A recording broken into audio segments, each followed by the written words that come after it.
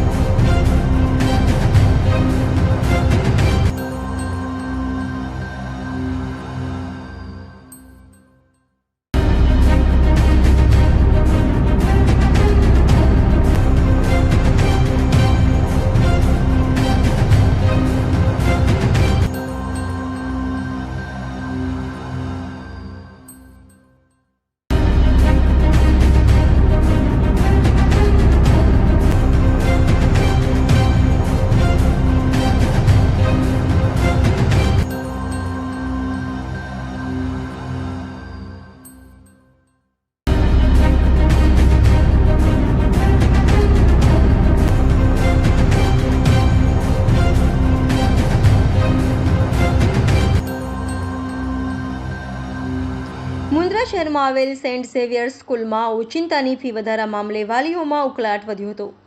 સ્કૂલમાંથી હવાલો દ્વારા આજે સ્કૂલના ટ્રસ્ટી સંચાલકો સાથે અલગ અલગ પ્રશ્નો હલ કરવા બાબતે મીટિંગ ગોઠવી હતી। ક્યાંક સંચાલકોમાં ભયનો માહોલ પણ જણાયો હતો, જેથી કોઈ પણ ગેરવર્તન ન થાય તેથી પોલીસ પ્રોટેક્શન પણ લેવાયું હતું। આ મીટિંગમાં મુન્દ્રા તાલુકા શિક્ષણ મંત્રી વિરમભાઈ પણ હાજર રહ્યા હતા, જેમણે વાલીઓના તમામ પ્રશ્નોને સાંભળ્યા હતા। પૃથ્વીરાજસિંહ જાડેજા તેમજ જયરાજસિંહ સરવૈયા દ્વારા તમામ પ્રશ્નો સંચાલકો તેમજ શિક્ષણ મંત્રી પાસે રજૂ કરવામાં આવ્યા હતા। વાલીઓ તરફથી મુખ્ય મુદ્દો ફી વધારાનો હતો। એ સિવાય અન્ય 15 મુદ્દાઓ પણ વાલીઓ દ્વારા રખાયા હતા। વાલીઓ દ્વારા એવા આક્ષેપો થયા હતા કે જાણ કર્યા વગર ફીમાં વધારો કરવામાં આવ્યો છે। બાળકોને સ્કૂલમાં સાદું પાણી પીવડાવવામાં આવે છે, જનરેટર હોવા છતાં તેનો ઉપયોગ ન થઈ અને લાઇટ જાય ત્યારે ગરમીમાં પંખા પણ બંધ હોય છે।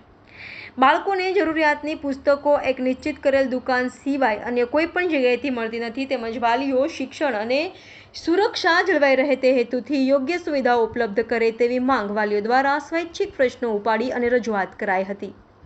તે બાદ વાલીઓએ જણાવ્યું હતું કે વાલી બાળકોને તેડવા આવે ત્યારબાદ બાળકોને સ્કૂલમાંથી છોડવા તેમજ જે કંઈ હોમવર્ક આપવામાં આવે તે વાલીના વોટ્સએપ ગ્રુપમાં જાણ કરવી તેમજ સ્કૂલના માર્ગ માટે પણ રજૂઆત કરાઈ।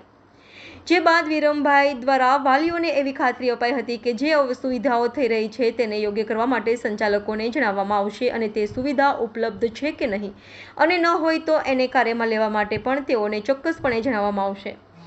સ્કૂલના ફાધર દ્વારા પણ આવા કોઈ પ્રશ્નો નથી અને હશે તો તેનું નિરાકરણ લાવવામાં આવશે એવી બાહેંધરી આપી હતી।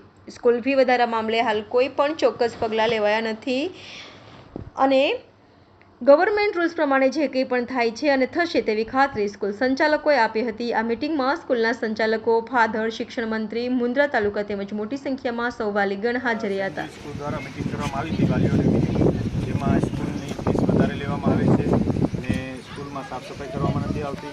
એ બાબતે અમારા વાલી મંડળ તરફથી ઓછામાં ઓછા 16 મુદ્દા હતા, જેમાં વિરમભાઈ ગઢવી પણ હાજર રહ્યા હતા।